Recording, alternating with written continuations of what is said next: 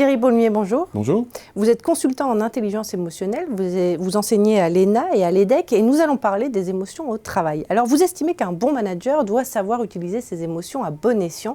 Qu'est-ce que ça veut dire ? Alors, ça veut dire que, compte tenu de ses responsabilités managériales, il a un impact émotionnel très fort sur ses collaborateurs.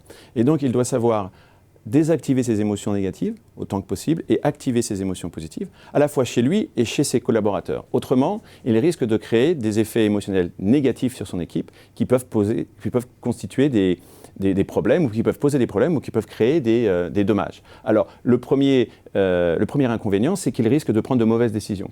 Quand on est sous l'effet d'une émotion négative, comme la peur, la colère ou l'envie, on prend des décisions qui sont plutôt centrées sur soi, où on privilégie son intérêt personnel plutôt que l'intérêt de l'équipe. Et donc, vous voyez, un manager risque de prendre de mauvaises décisions pour l'équipe.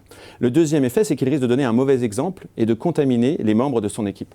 Et donc, s'il a l'air anxieux, inquiet, il risque de communiquer cette anxiété et cette inquiétude aux membres de son équipe et donc avoir un effet négatif sur, justement sur le vivre ensemble, sur l'efficacité et sur la productivité de l'équipe. À cela s'ajoute le fait qu'il risque de créer aussi, de donner à son équipe une sorte de blanc-seing pour se comporter de la manière dont il se comporte. Donc s'il utilise par exemple la colère, les autres membres de son équipe pourront peut-être se sentir autorisés d'utiliser la colère, à la fois avec leurs collègues, mais peut-être avec leurs subordonnés. Donc là, il y a un effet de mauvais exemple qui peut avoir des effets négatifs sur la durée. Et enfin, le problème, c'est qu'il risque de ne pas réussir à créer une communauté émotionnelle positive, c'est-à-dire une atmosphère au sein de l'équipe composée essentiellement d'émotions positives, qui sont les conditions pour le bien-être au travail et pour la motivation au travail. Alors tout ça, c'est bien joli, mais comment est-ce qu'on fait concrètement pour gérer ses propres émotions ? Est-ce qu'il y a une méthode ? Alors, il y a une méthode, il y en a des méthodes, il y en a beaucoup, il y a des techniques, il y en a beaucoup, mais disons que si vous voulez, vous avez 4 moyens d'accès à votre vie émotionnelle et donc 4 moyens d'action. Et ces 4 moyens d'action, ce sont le corps, la pensée, la parole et les actes.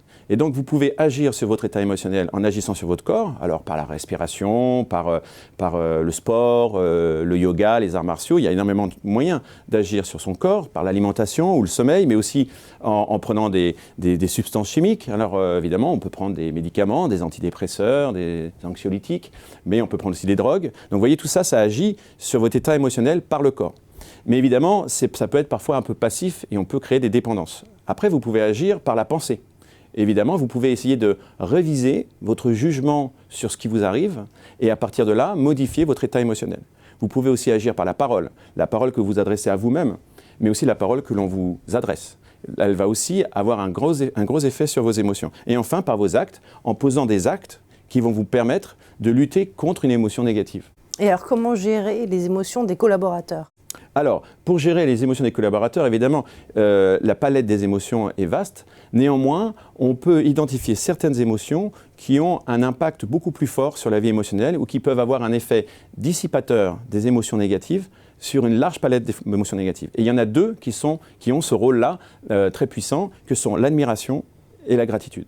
Autrement dit, ça veut dire que vous allez travailler sur le registre de l'exemplarité et de la bienveillance. Et évidemment, vous allez travailler sur 2 moyens d'action qui sont les 2 seuls qui me donnent accès aux autres, ce qui sont la parole et les actes. Évidemment, le corps et la pensée ne me sont pas accessibles. Je ne peux pas aller ni dans vos pensées, ni dans votre corps. Par contre, je peux agir sur vous par ma parole et par mes actes. Et donc, je vais décliner le registre de l'exemplarité sur la parole, donc en étant éloquent, sur le registre de la gratitude sur la parole également en étant bienveillant, donc par exemple en faisant des compliments, en faisant des remerciements, des encouragements, des consolations. Toutes ces formes de paroles qui sont bienveillantes vont susciter de la gratitude chez vos collaborateurs. Et après, évidemment, il va falloir mettre les actes en adéquation avec les paroles. Donc il faut avoir une parole évidemment éloquente, exemplaire, une parole bienveillante, mais il faut aussi que les actes suivent. Et donc là aussi, vous allez devoir poser des actes exemplaires, ça veut dire prendre des initiatives, prendre des responsabilités, quoi d'autre ? Montrer que vous êtes compétent, montrer que vous êtes vertueux. Sur le registre des actes pour la gratitude, vous allez devoir peut-être accorder des cadeaux, rendre des services. Tout cela, si vous voulez, c'est le registre de la bienveillance. Et en cumulant ces 2 registres, vous allez essayer d'activer l'admiration et la gratitude de vos collaborateurs. Et l'on sait, et peut-être vous en avez fait l'expérience, quand on admire et qu'on a de la gratitude pour un manager, on est prêt à se donner à fond et on est super motivé. Et en donner plus. Et en donner plus. Reste à mettre tout ça en pratique. Merci beaucoup Thierry Paulmier pour cette analyse. Je vous en prie.